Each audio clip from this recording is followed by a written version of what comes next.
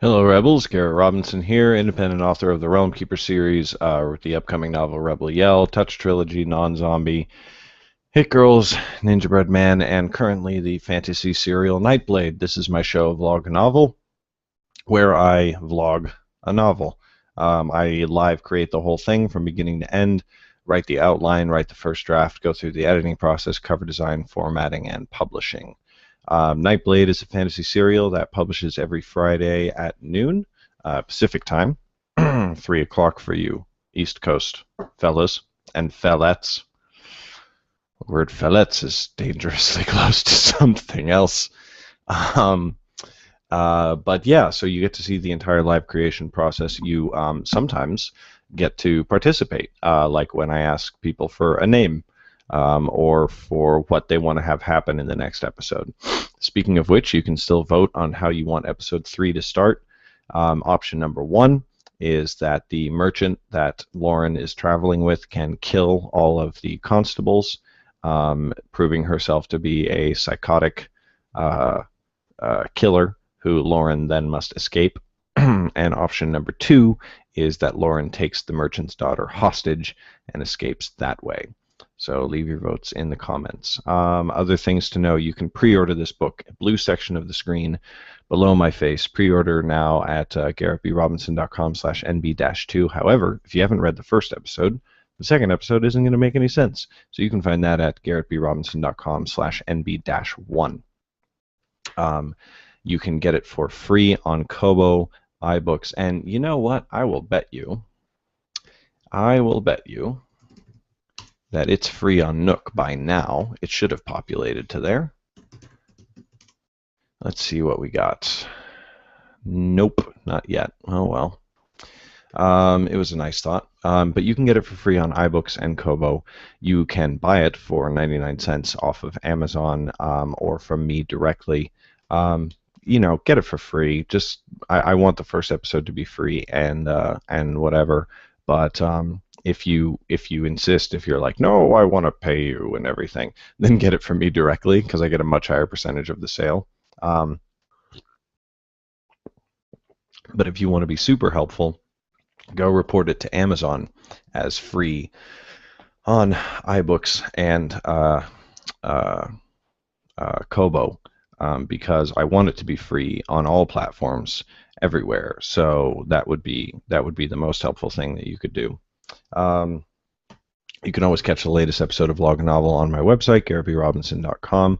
I always post them there as blog posts right before they go live. And as I write and edit the series, I always post each new episode live to Wattpad, so you can find it on Wattpad and read it as you follow along with the creative process. However, if you do read it for free on Wattpad, it would obviously mean a lot to me if you would also buy it, because this is my full-time job. I am a fiction author. I share it as part of the creative process because I want you to be able to read it on a platform that's easy to read rather than having to read it in the YouTube video or on my website or whatever. However, obviously I can't continue to do that if nobody ever buys it because, rent, feeding children, all these things.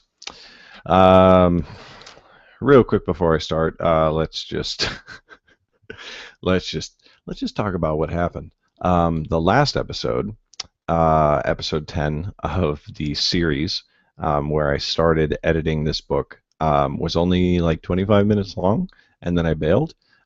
Basically, and if you watch the series, you know that the episodes are typically an hour long, unless like if I finish designing the cover and it's only like 40 minutes into the episode, I'm not going to start writing the first draft at that point because it's two separate things. If somebody only wants to see the cover, I want them to be able to watch that. If somebody only wants to see me writing, I want them to be able to watch that. But there was no excuse on this one. I basically just kind of bailed, and then I was gone for 10 hours now, I think it's been. So basically what happened was I came back from the morning classes I'm teaching at my old school, and I was exhausted. And I sat down, I was like, I gotta edit the book. So I sat down and I started trying to edit it. But I've been staying up till 3 or 4 in the morning pretty much every day doing this for like 2 weeks now. And then getting up and having 8 a.m. classes every weekday where I'm teaching on my feet, teaching teenagers. Feeling a little bit burned out right now. And then today, when I tried to start the episode, it was just I was almost falling asleep on camera, and I was like, maybe not fall asleep while a webcam is broadcasting me live to the internet. So I kind of bailed, and then I was planning on coming back a lot sooner, but then I went and had a family dinner and got some pretty bad news. So I came back and I wasn't feeling like doing anything. So that occurred, and I was fully planning on going to bed, um, because I just didn't feel like doing anything. And then I realized that if I went to bed, then tomorrow I was going to wake up and I was going to teach another class, and the class was going to let out at noon, and noon is when the episode is supposed to release. So it's 12:30 a.m., and uh, that means I have exactly 11 and a half hours to get the new episode up onto my website. And I came up with all kinds of reasons why it was okay. Uh, I mean, people would understand. You would probably understand if you're watching this right now, and um, what with burning out and being exhausted and family stuff and whatever, I don't really think that anybody could necessarily blame me. But there are always reasons why you shouldn't write or complete a project. Um, I mean, there always are. Sometimes they're good reasons and sometimes they're bad reasons. And I am trying to move into a direction of there are no reasons. So I decided, you know what? Fuck it. I'm just going to do it. So I logged on, and here we are. And yeah, so we're gonna get this book done, and we're gonna publish it by noon. I've I've done things in the past where I promised to get something out by a certain date, or I said I was going to do certain projects or whatever, and then I haven't.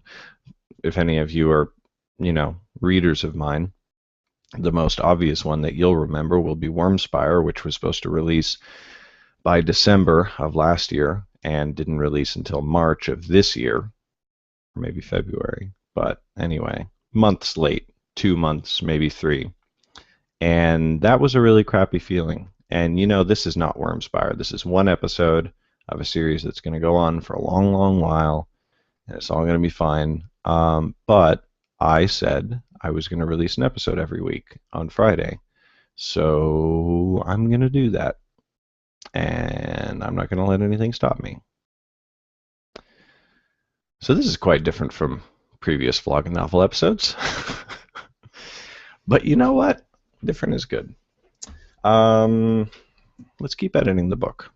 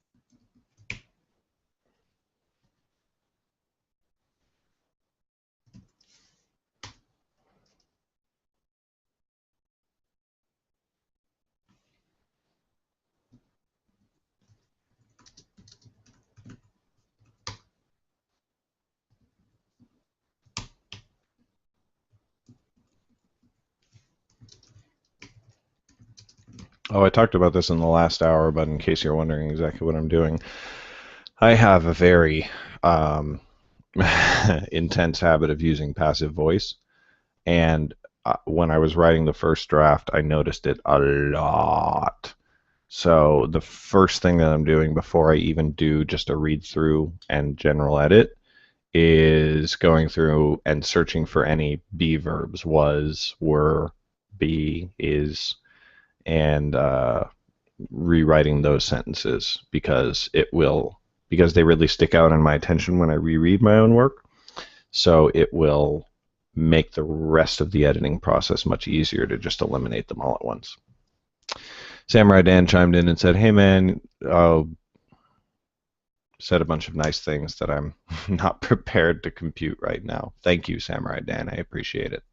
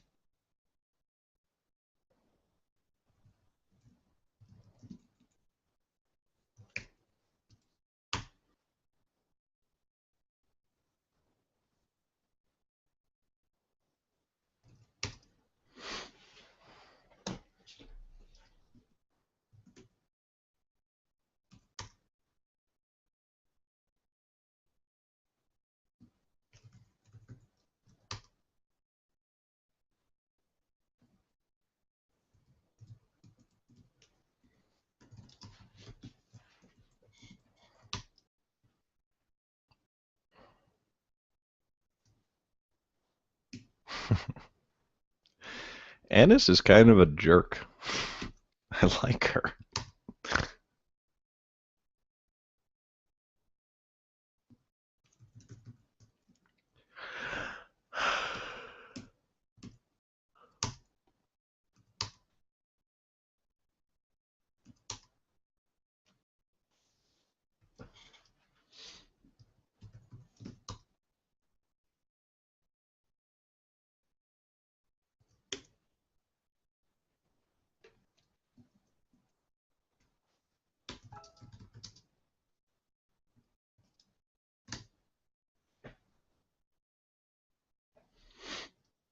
Some random person I don't know just invited me to join a hangout. Nope. Nope.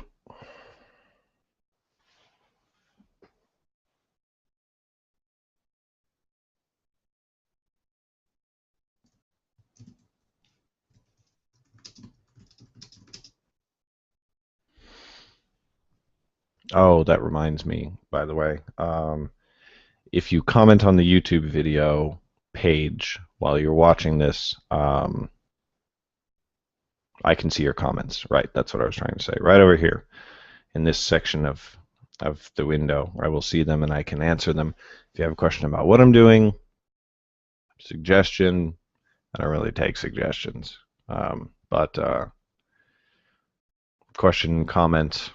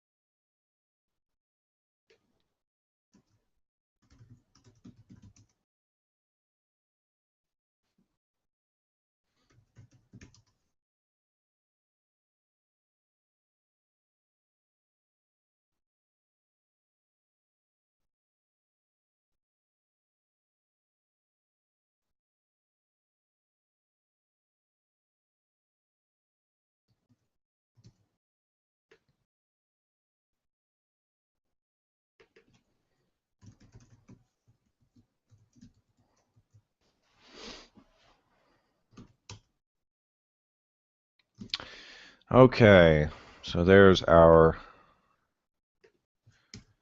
to be verbs nuked. Well, not all of them. I disliked the passive voice intensely, as most writers do, and I dislike be verbs in general. Any variation of be. Be, is, was, were. However, sometimes there is no better way to say what you're trying to say. So whenever I'm editing my own work or somebody else's, I go with the viewpoint of kill this verb, kill this verb, kill this verb, and I'll rework sentences. And sometimes it's really easy, and sometimes I'll struggle and I'll struggle and I'll struggle, and then I'll get it, and I'll be like, oh, and this sentence is so much better now.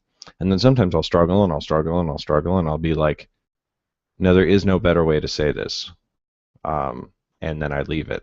So it's not that to be verbs don't exist in my writing. It's just that I target them with extreme prejudice.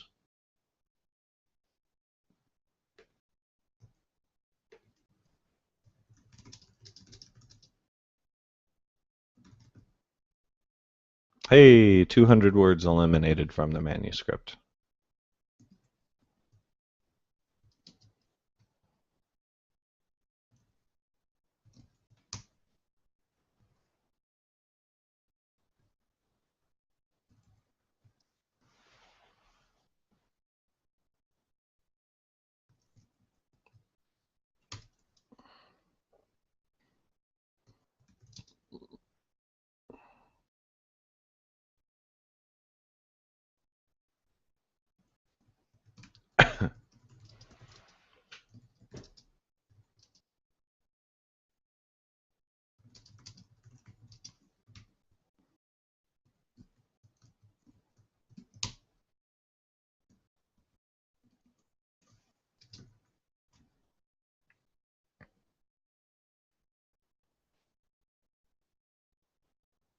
Thank you, Quotidian Light.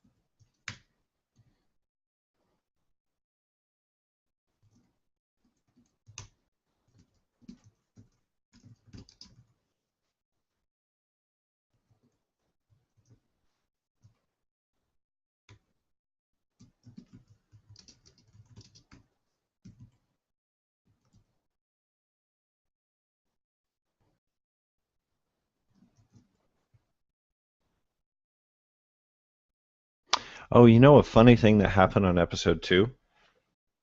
I like Lauren. I like her as a character. I think that she is going to go through a complicated evolution. I think she starts off complicated and is going to become more complicated and have to make tough decisions and everything like that. And I mean, anybody who's read my books, listened to my podcasts, or watched my vlogs knows I like creating good female characters. I think we don't have enough of them. I think we've got some amazing ones, but I just don't think we have enough. And uh, and one thing that's really annoying about a lot of female characters in fiction is the wet blanket trope, where like any time that a woman goes through any kind of emotional experience, she just immediately breaks down and starts crying. And sometimes you should cry. Sometimes crying is art imitates life. So sometimes it is appropriate. Sometimes a male character should cry as well. But then there's a lot of female characters who like their default reaction to anything emotional is crying. And I ended fucking episode 1 ended with Lauren crying, and I was just like, no, no, no. Like maybe she will, but this is not a good moment for that. It's not good to start off the series that way with people just like expecting that at every turn and everything like that. There will be a time and a place, but it is not right now. So I fixed that scene and I re-exported it and re-uploaded it. It's a tiny little thing. If you've read episode 1, you probably didn't even really notice or pay attention, but it was important to me, and I was just like, I went with the fucking wet blanket, and that is an important thing to remember. something that I feel like certain writers who I agree with in principle but don't agree with in practice, I feel like they forget that. They're like, well, I'm not prejudiced, um, you know, so I don't, I and so they don't make a conscious effort to self-analyze themselves for not prejudice actions, but like, you know, some writers that I really, really love are like, dude, I'm totally a feminist. I totally, I'm all for all of that stuff. And they really, really are. When you talk to them, they are. And then they never write a good female character. It's like a whole series goes by and there's no interesting females, and you know, 80% of this people who speak in the book are men, and no woman ever does anything interesting or has any agency or choice or moves the story forward along. And it's like, no, I get that you are. It's just that you're not taking active steps to reflect that in your work. And you have to do that because we are all raised in a certain culture, whatever your culture is. Mine is middle class white America. That's my culture. I can't really help that. Um, and so I have to make active efforts to go through and see, like, am I being too influenced by my upbringing and by the stuff that I've been force fed my whole life, the books and TV shows and movies that I've been watching who do this certain underrepresentation thing and doing certain stereotypes and everything like that. And that's something that we've all got to do. I mean, if you care, if you don't care about those issues or any issues really, well then, fair play to you. But yeah, I think that people who do want to make a change and want to improve things in the arts and in industries and whatever, you have to constantly evaluate yourself and make sure that you are living up to your own goals, aspirations, principles. Principles, that's a good one. Quotidian Light said, I ran a pro writing aid report on a 1,700-word scene, and while I was so happy to see a good passive voice report, my overuse report was nuts. I had to get rid of 7 feels and 9 thoughts.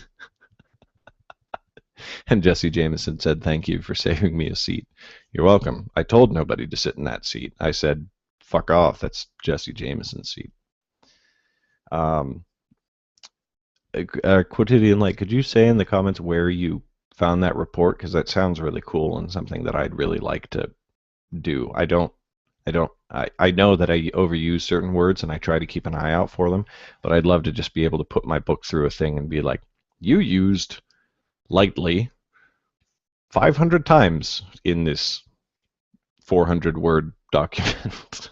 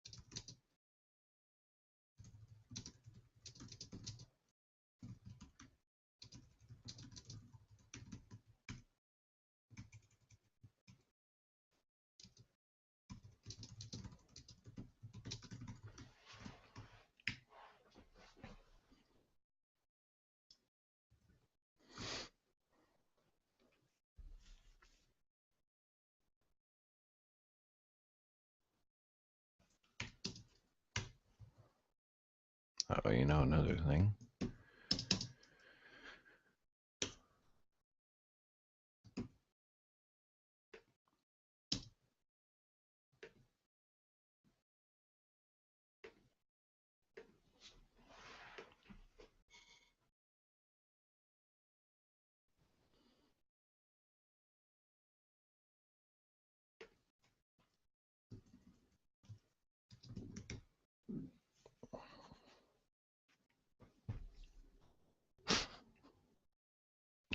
Just saying I had to get rid of 7 feels is hilarious to me because, like, the internet joke, oh, I'm feeling all of the feels right now. It just like it seems like that.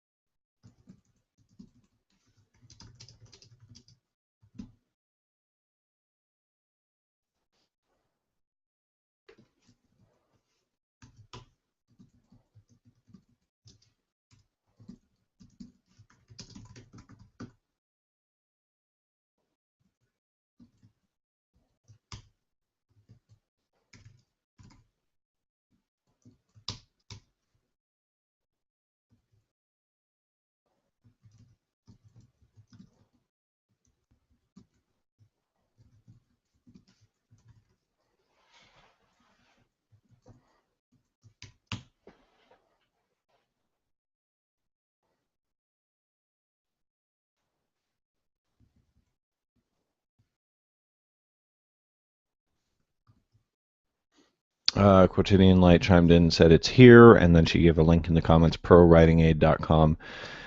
I was using the 14-day Word add-on trial to learn, but found it so helpful that I'm buying it next month. It has a bunch of different reports that are helpful as a learning tool. I research every suggestion before making a change, and I've learned a ton. There's a free version online, but you can only run reports on 1K words at a time. Oh, it's in Word. Ugh. Well, still, might be worth it. And then Jesse Jameson said, do you ever watch the older black and white shows like Twilight Zone, Alfred Hitchcock, and even I Love Lucy? If so, do you ever grab future story ideas from them? I don't have a particular skill for adapting stories. Yeah, that's not true. I think I think I can I think I'm really good at translating or figuring out how to translate words from one medium to another. Like sometimes I read a book and I'm like, dude, I know exactly how I'd film this. But like taking a Twilight Zone episode and then turning that into a short story, but making it different enough to make it like my own. I don't know. I've never been very good at that. Lots of people do very, very well with that, though. And I think it's great if you know how to do it.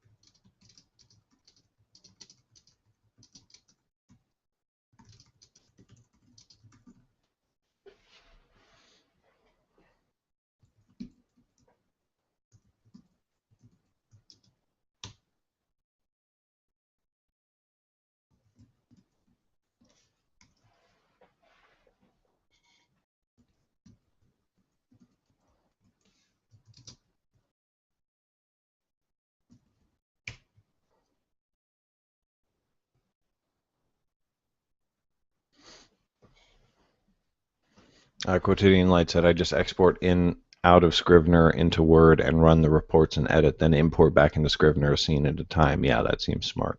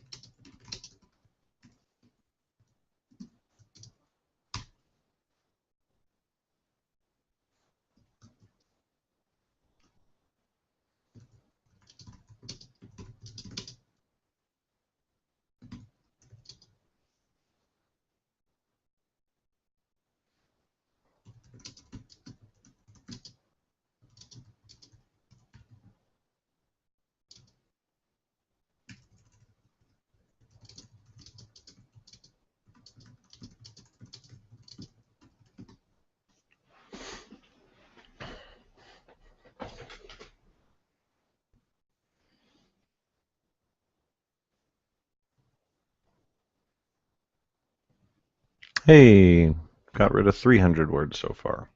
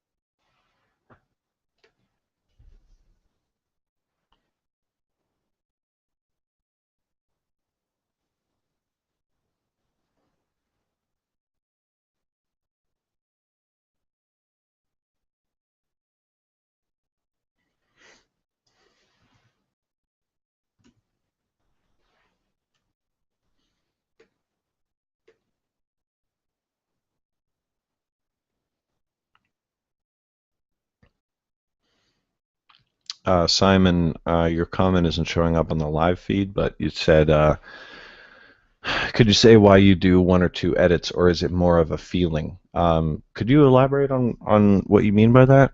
Like one or two edits as opposed to more, or what exactly do you mean? Let me know. I'll try and answer as best I can.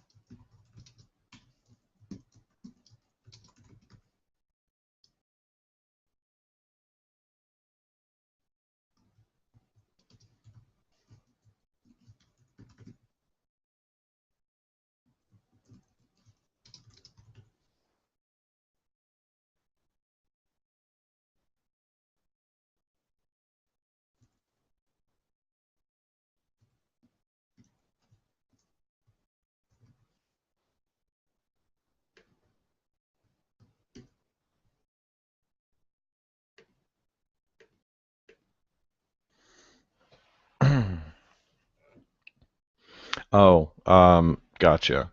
So Simon said, ah. Oh, and now it pops up in the live feed, of course. So Simon elaborated. I just meant that you're not saying anything as you edit, just changing the sentences. I just wondered if you could vocalize why you're doing an edit or two as an example. Just interested in why you're changing, what you're changing. Yeah, I can do that. Let's find another edit.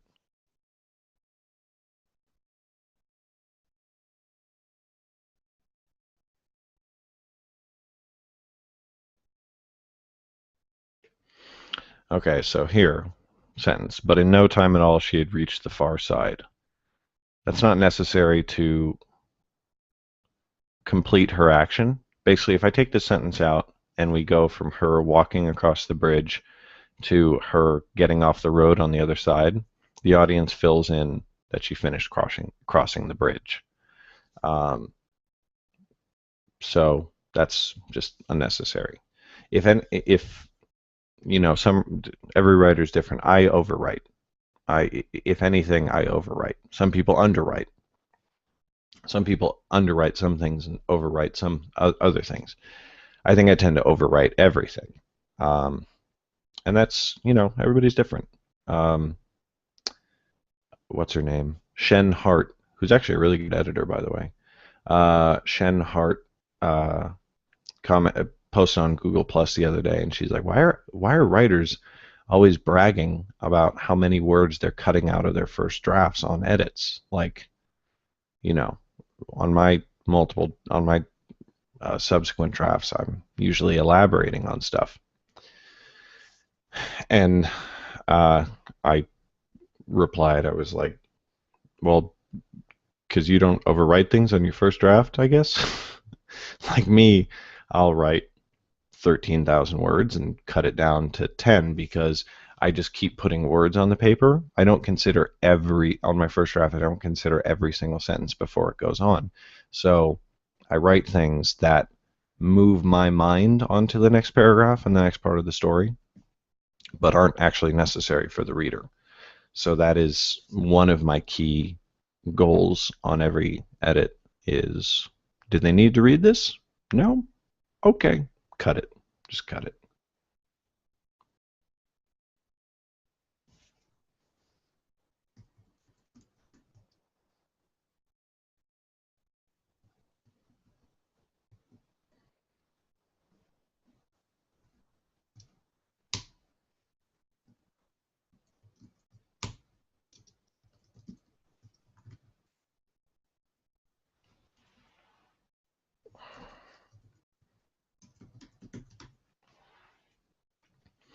And I also tend to write really, really long sentences. So that was a sentence that, like, I just cut out the entire middle clause because it just didn't need to be there.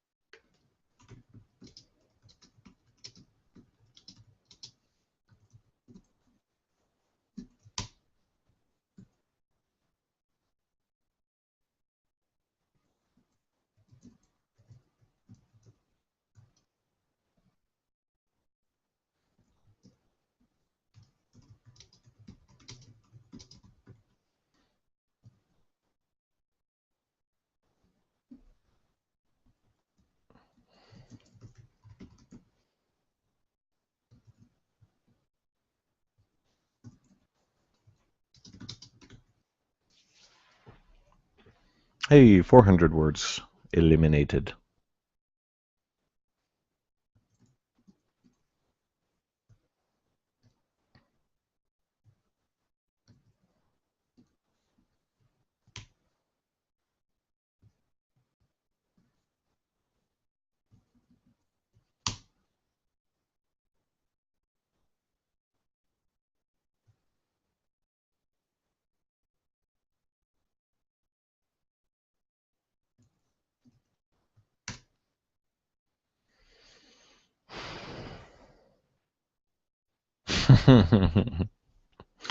Simon said, I guess fingering doesn't have quite the same connotations in US English. It does. Um, but it also means the other thing. And if somebody wants to go, ha ha, he said fingering, it's like, all right, I get it. Sometimes I do that shit intentionally though. It's hard to think of an example, but I've snuck a few euphemisms into Realm Keepers that Zach didn't notice, and and every time I read them, I'm like, oh yeah, oh okay. In Wormspire, in one of the later episodes, I think it's episode, oh god, I think episode 13.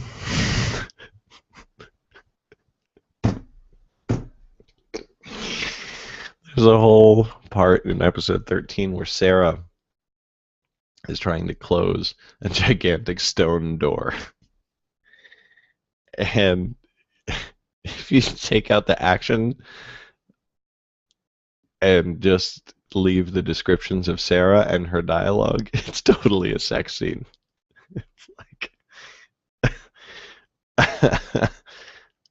I almost want to find it and read it, but that is not what VlogaNovel is for. Go get Realm Keepers, episode 13. It's it's one of those chapters when she's trying to close the big stone door. It's definitely a lot of things where it's like you read it and you're like, oh, it's totally fine, totally whatever. And then if you read it with that in mind, you're like, oh, oh, that's just, oh man.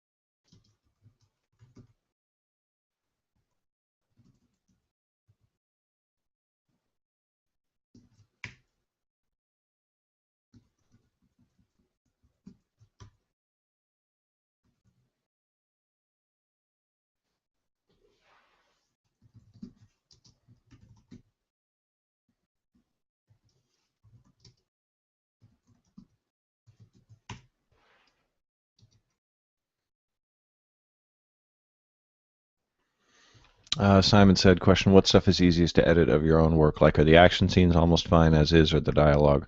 Or to put it another way, what scenes do you think you're best at writing? I think I'm best at writing dialogue. Doesn't mean it doesn't need to be edited. Often my characters talk way too much, but I like my dialogue. I rarely need to change it. Often I just need to eliminate a lot of it. Not a lot of it. I think I'm best at dialogue. And I like what I need to edit most is description. I I don't always like my description, and like I said, it's very wordy. It goes on. Sentences have 25 words.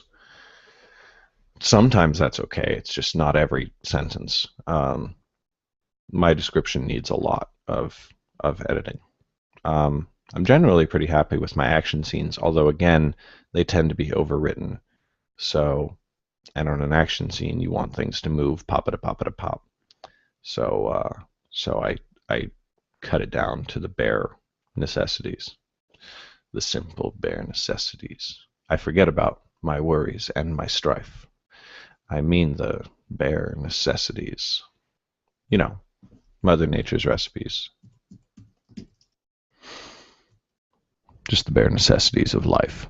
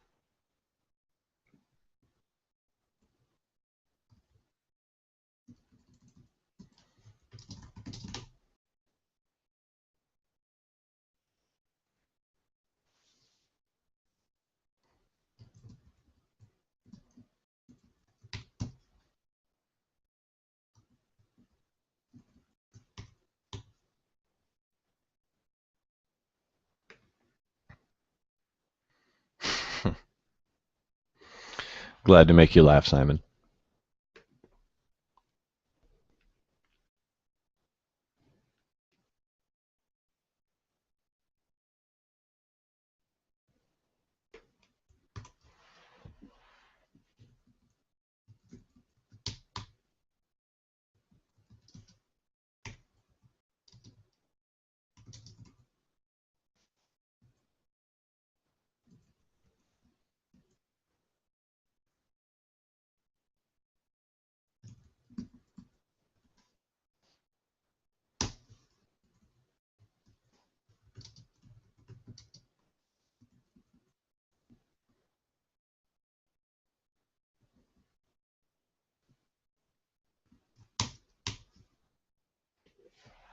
Hey, 500 words eliminated.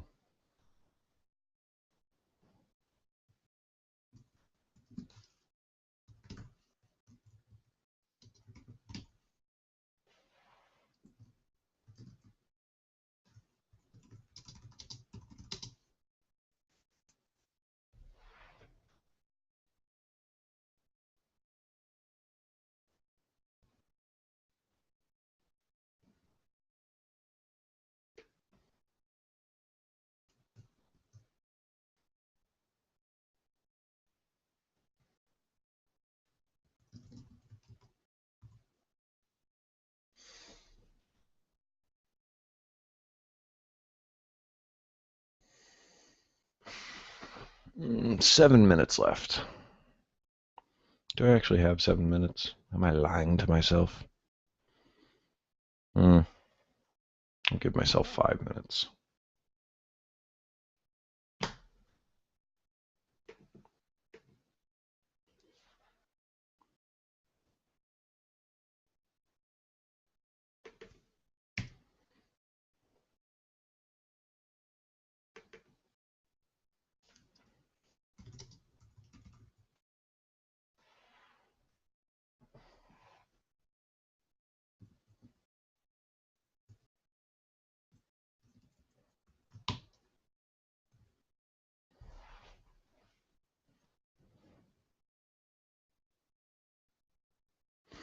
You probably go through this if you're a writer. Sometimes I write a turn of phrase that I think if I were an editor, I would suggest changing that. But I really like how it sounds, and I'm going to leave it. Like, moonlight pierced the leafy canopy to fall upon her outstretched legs, and her eyes grew hazy upon the cool silver glow. Her eyes grew hazy upon the cool silver glow. Not technically correct. If I were an editor, I would do my due diligence and say, this doesn't technically mean anything. I know what you're going for. Sounds pretty. Not technically a thing. Um, and if I got feedback like that from an editor, most likely I would say, cool story, bro, and leave it. Um, Simon knows exactly what I'm talking about. There have probably been many times where I'm like, this is not a thing that should occur here, or not a sentence. And he's like, I know, but it sounds good. And sometimes you do have to make that judgment, and it's difficult. I think that what am I trying to say? I think that conflict like that is good. I don't think that the editor should forever after say, "Oh, well, I'll let things like that slide every time I see them." I think the editor should bring that up every single time, and that the writer should consider it every single time to make sure that, it is justified and you are actually thinking the thought through. So it's a thing that's like editors are wrong or writers are idiots. I don't think either of those things are true because I happen to be on both sides of that coin. Um, but it's one of those things where every once in a while you'll have something that isn't technically a thing. Doesn't mean you can't do it. Maybe that's just my writer talking, but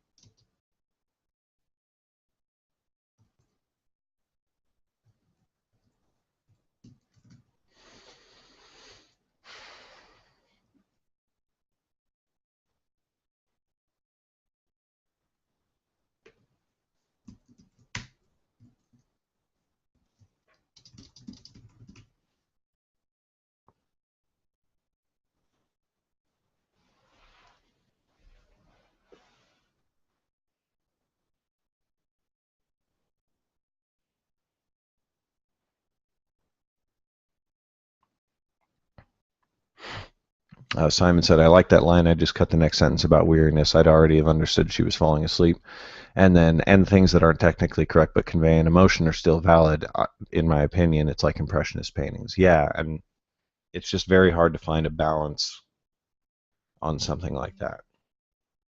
Because sometimes I'm like, no, dude, like I get that you're conveying an emotion, but like, not, and I'm not talking to Simon specifically. I'm just saying, like, when I'm editing somebody's piece, it's like, no, I get that you're conveying an emotion, but the sentence is so off the wall that nobody will understand what you're saying. Um, that it will actually, like, because you also don't want things to stick out in the reader's mind. It's a very delicate balancing act. It's almost like writing is a skill that takes time to perfect and find a good balance between exact communication and leaving things open to reader interpretation, like, it makes me want to say that. I don't know. Crazy, right?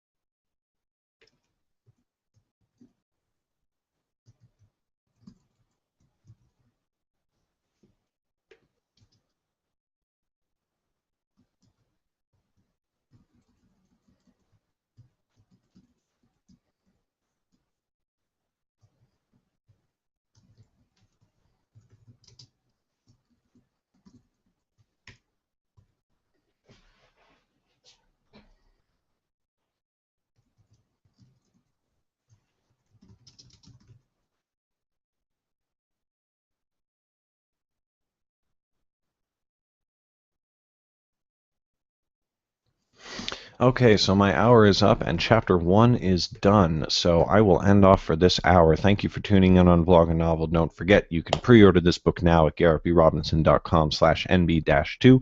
If you haven't read the first episode, it's at garrettbrobinson.com/nb-1. Both of those links are in the blue section of the screen below my face. I will take a quick smoke break, grab another cup of coffee, and see you back here very shortly. We're finishing this book tonight, guys. Hope you all are in for the long haul. All right. See you very shortly. Bye.